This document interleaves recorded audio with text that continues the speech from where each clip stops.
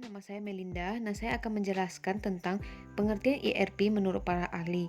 Yang pertama, Davenport. ERP terdiri dari perangkat lunak komersial yang menjanjikan integrasi tanpa batas semua informasi yang mengalir melalui perusahaan antara lain informasi keuangan, akuntansi, sumber daya manusia, dan informasi pelanggan. Yang kedua, menurut Takjer, mendefinisikan ERP adalah satu database, satu aplikasi, dan antarmuka yang terintegrasi di seluruh perusahaan. Baiklah, perkenalkan nama saya Cindy. Saya akan menjelaskan tentang sejarah dari ERP. Nah, teknologi ERP sebenarnya sudah mulai dikembangkan pada tahun 1960-an. Akan tetapi, pada tahun tersebut software ERP masih berupa konsep. Konsep ERP ini muncul karena adanya keinginan perusahaan untuk meningkatkan data saing perusahaan sekaligus memaksimalkan sumber daya perusahaan. Kemudian, konsep ini dimanfaatkan oleh para perusahaan besar untuk mengambil keputusan dalam pengelolaan bisnis mereka. Setelah 30 tahun berlalu, yaitu pada tahun 1990, barulah istilah ERP ini diperkenalkan secara luas oleh Gartner Group. Sistem ERP pada saat itu sudah mempunyai fungsi yang cukup banyak di luar manajemen inventaris, juga proses operasional lainnya. Fungsi-fungsi sistem ERP adalah mengelola keuangan, permesinan, SDM, dan juga manajemen proyek. Seiring dengan perkembangan zaman, teknologi software ERP Indonesia diklaim bisa memecahkan berbagai isu operasional perusahaan, sehingga perusahaan bisa memaksimalkan keuntungan yang lebih besar. Kini, ERP tidak lagi digunakan perusahaan skala besar, tetapi juga perusahaan-perusahaan kecil seperti UKM.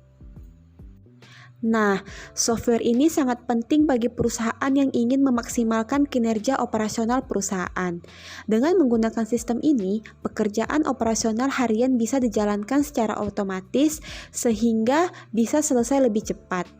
Untuk yang ingin perusahaannya berkembang dengan cepat, tak ada salahnya menggunakan software ERP Indonesia. Sistem canggih ini bisa dijadikan alat pertimbangan untuk mengambil keputusan yang berkaitan dengan bisnis. Terima kasih. Selanjutnya, saya Friskayanti akan menjelaskan mengenai apa itu Odoo dan apa saja keuntungan menggunakan aplikasi Odoo untuk bisnis Anda.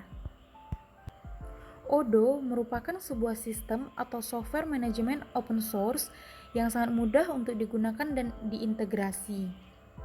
Bentuk dari sistem Odoo ini sendiri ada bermacam-macam. Di antaranya adalah berbasis web, desktop, serta mobile. Odoo merupakan sebuah software aplikasi bisnis yang mencakup CRM atau Customer Relationship Management. CRM ini sendiri adalah sebuah strategi bisnis yang memadukan proses, manusia, dan teknologi. Beberapa keuntungan yang diberikan oleh aplikasi Odoo untuk bisnis Anda yang pertama adalah memiliki fitur yang lengkap. Software ini menawarkan banyak sekali fitur dan fungsionalitas dengan lebih dari 1000 modul yang dapat digunakan dengan mudah untuk memenuhi kebutuhan bisnis Anda. Dengan dukungan aktif dari banyak komunitas online, secara otomatis membuat fungsi yang ditawarkan oleh Odoo akan terus meningkat. Yang kedua adalah modular. Modular adalah sebuah istilah yang berhubungan dengan peralatan yang memiliki karakteristik yang dapat dibongkar pasang dengan mudah, maupun menggantinya dengan unit lain yang berbeda bentuk, namun fungsinya sama. Sedangkan modul adalah folder yang strukturnya berisi kode XML dan Python file.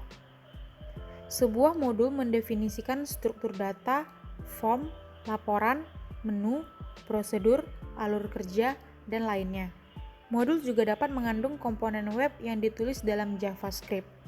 Oleh karena itu, Anda dapat menemukan modul yang Anda butuhkan untuk mendukung bisnis Anda dengan aplikasi ini.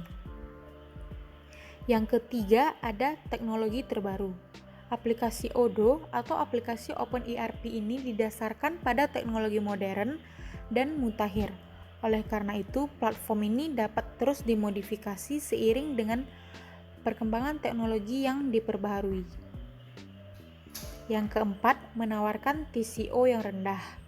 Penghematan biaya merupakan salah satu keuntungan yang ditawarkan oleh aplikasi Odoo karena memiliki TCO atau Total Cost Ownership yang sangat rendah. TCO merupakan jenis perhitungan yang dirancang untuk membantu konsumen dan manajer perusahaan menilai biaya dan manfaat yang terkait dengan pembelian komponen teknologi informasi secara langsung dan tidak langsung. Misalnya, ketika platform ini diterapkan dalam bisnis Anda, maka ada beberapa keuntungan yang Anda peroleh, seperti menurunkan biaya administrasi, biaya operasional perusahaan, biaya persediaan, dan biaya perawatan. Beberapa manfaat tersebut dapat membantu penghematan biaya bisnis Anda. Keuntungan yang kelima adalah mudah untuk disesuaikan. Tak hanya mudah untuk digunakan, tapi juga software ini sangat fleksibel karena mudah disesuaikan dengan kebutuhan spesifik bisnis dalam setiap perusahaan. Hal ini dapat mendukung inovasi berkelanjutan dan skalabilitas yang dibutuhkan oleh organisasi untuk memimpin pasar dalam skenario persaingan bisnis yang ketat saat ini. Nah, yang terakhir adalah tersedia secara gratis. Dikarenakan dikenal sebagai open source, hal ini membuat Anda dapat mendownload aplikasi Odoo dengan bebas dan tidak ada biaya perizinan untuk menggunakannya. Nah, sekian penjelasan mengenai pengertian dari aplikasi Odoo dan beberapa keuntungan yang Anda dapatkan apabila Anda memilih aplikasi Odoo ERP untuk bisnis Anda. Terima kasih. Selanjutnya, saya Yohana. Saya akan menjelaskan tentang cara penggunaan dari aplikasi odoo.com. Pertama, kita menuju ke websitenya, yaitu www.odoo.com.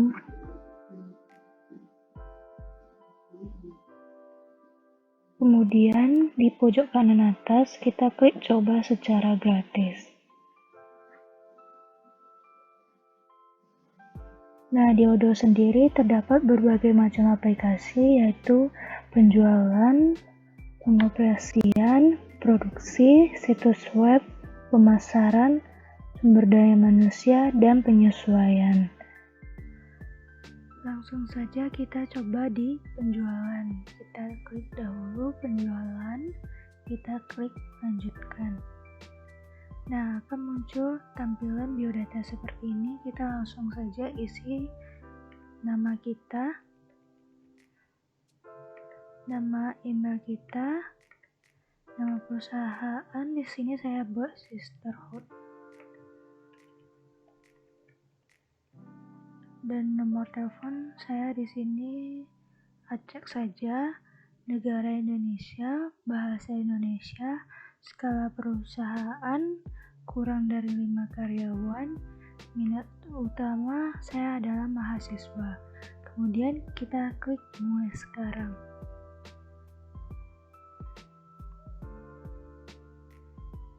Selanjutnya akan muncul tampilan selamat datang di Odoo.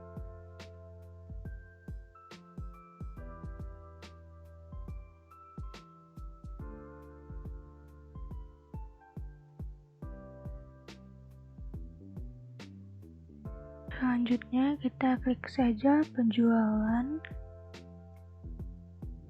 kemudian kita klik buat penawaran,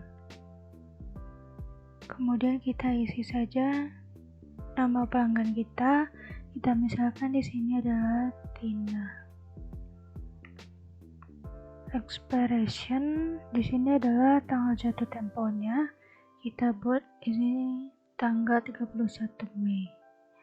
Syarat pembayarannya adalah kontan. Kemudian di detail order kita buat nama produknya adalah TV. Kuantitasnya 1 dengan harga satuan. Kita misalkan di sini 3.500.000. Nah, di sini akan tertotal secara otomatis. Jumlah sebelum pajaknya adalah 3.500.000, pajaknya 350.000. Nah, jadi totalnya adalah 3.850.000. Kemudian kita klik konfirmasi. Setelah itu kita klik buat faktur. Di sini terdapat 3 jenis, yaitu regular invoice, down payment atau persentase, down payment dalam jumlah tetap. Di sini kita memilih yang down payment dalam persentase. Kemudian jumlah down payment-nya sebanyak 0,10%, akun labanya, kas, kemudian kita klik create and view invoice. Nah, di sini invoice-nya sudah jadi. Kita hanya tinggal menunggu apakah konsumen atau pelanggan tersebut setuju atau tidak dengan penawaran yang kita buat.